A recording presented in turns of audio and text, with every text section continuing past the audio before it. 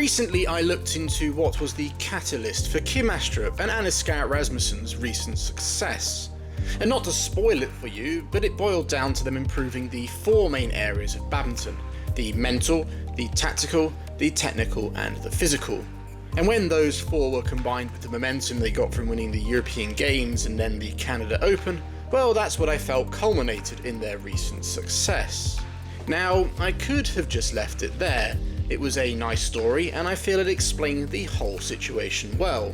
But as I looked more and more into Kim and Anna's, what they did and how they did it, something became very apparent to me. And that was that there were some key takeaways from it.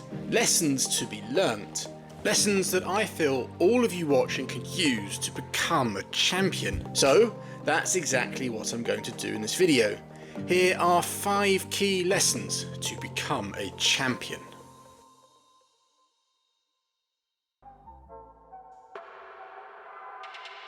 Following that disappointing showing at those tournaments in Bangkok in January 2021, where Kim and Anna's suffered 2 first-round losses and subsequently failed to qualify for the World Tour Finals, they had a talk. 2020, and then we had a good talk. I can very well imagine that when Kim and Anna's had that talk, it was a brutally honest one. It's the way it must be to truly find your weaknesses and to work out what it is you must change. It won't be an easy conversation to have. No one likes to admit where they fall short, but only once you do can you move forward. For Kim and Anna's, they highlighted a few things. They needed to believe they were harder to beat. We've been better at telling ourselves that we're pretty hard to beat. Anna's needs to develop more firepower. Curious as to how can I improve my attack. They needed to find ways to score more of their own points. Still being curious as to where we can make our own points. And they needed to get stronger in their less favourable formation. Key points has actually been looking the opposite way that we have been for the last few years, that how can you take more points at the net, and with me being a backcourt player. Aside from the first one, the belief they are harder to beat, the other areas of improvement are quite involved. They are the sort of areas that to change are going to take time and effort. And if you have similar areas you wish to change, then just like Kim and Anna's, you're going to need to apply the second lesson.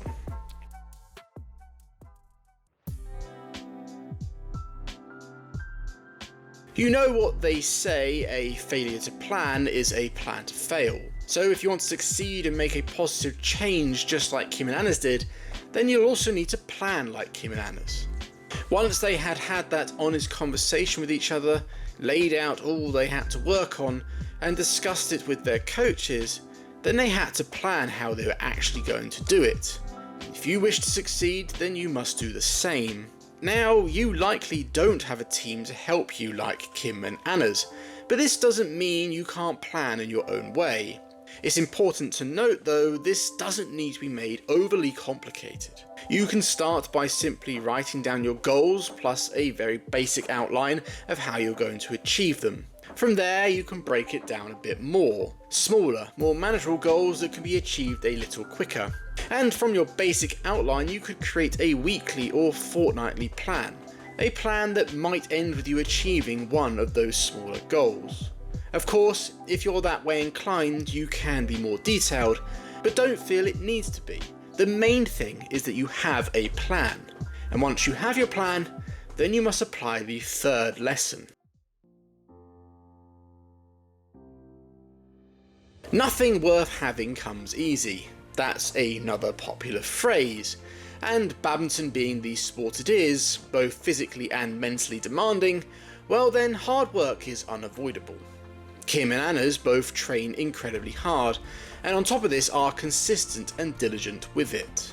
If you wish to achieve your own goals, then you must do the same. When I say hard work, it is important to note that this doesn't just mean killing yourself in the gym or on court. Hard work must go into all facets of your badminton training, whether that is diet, video analysis, or recovery. You must put as much effort into those as you do the actual playing. Even more so if one of the areas you have highlighted falls into a category away from the court, like Kim Astrup.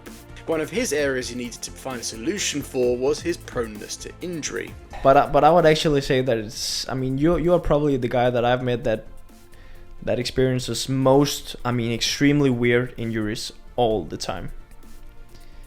I agree with that. As you can probably work out, just training harder and harder would not be a solution to this. No, the solution would be finding the right balance between intensity and volume in his training. The hard work would come in the recovery and sticking to the training plan that works. Kim Astrup was able to do this in the build-up to the Olympics in 2021, and it's something he has maintained ever since. And I have a lot of respect for the way he trains and his way of being dedicated. So you have been honest with yourself and have your areas you need to work on. You've written your plan and you are working consistently hard towards your goals. But if you wish to see the fruits of your labour, then you must take note of the fourth lesson Kim and Anders have given us. You have to realise that to make any noticeable changes to your game takes time. The length of time can vary. Usually the higher your level, the longer these changes take. Now, I have touched on this before, but some changes can happen pretty quickly. For Kim and Anders, following those tournaments in Thailand, they won their next tournament in Switzerland, had their best ever run at the All England, and then had a very impressive consistent streak. But for the real results to manifest, the results we have seen recently, that took them 18 months. And I'll be honest, even 18 months is quite a short time to see true changes in your badminton game, especially at the highest of levels. The road to success is a long one, and if you wish to succeed, then just like Kim and Anders, you must have patience. But as well as being a long road, that road to success will also be filled with potholes, with those potholes being setbacks. If you wish to deal with those, then take note of the fifth and final lesson. There will be many times along your journey to whatever it is you want to achieve where you will consider quitting. Yeah, I just remember that we were looking each other in the eye and saying to each other, is it really worth it? But remember, more often than not, those feelings you're having are temporary. If the goal is truly worth it, then you must believe in yourself and what you are doing, and persevere. As I've already said, anything worth having won't come easy, and these trials and tribulations that are bound to happen on your journey are a part of that. Before Kim and Anders started winning everything these past few months, they couldn't win a match, losing first round in 3 consecutive tournaments in Asia. Kim and Anders, as Hans Christian Wittinghuis put it recently, were going through a small crisis. Like I would say at that time, they were in like a small crisis, not like a huge one, but they were in a little bit of a crisis. But rather than give up or deviate from everything they have done, they persevered, and that perseverance paid off big time with all those titles and finals that followed. So even when it feels like all is lost, don't give up, persevere, believe in yourself and what you are doing. You never know what is around the corner. So there you have it, the 5 lessons that Kim and Anders have taught us all. Be honest with yourself. Highlight what you need to improve on. Once you have that, then plan. How are you going to make those changes? With the plan set comes hard work.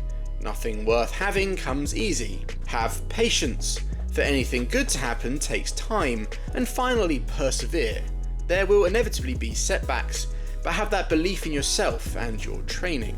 If you follow those 5 lessons and apply them, then just like Kim Astrup and Anders Rasmussen, you too can see huge improvements. I'm not saying you're going to reach World Championship finals or win World Tour events, but in your own way you'll certainly see positive changes. And in your own right, you can become a champion.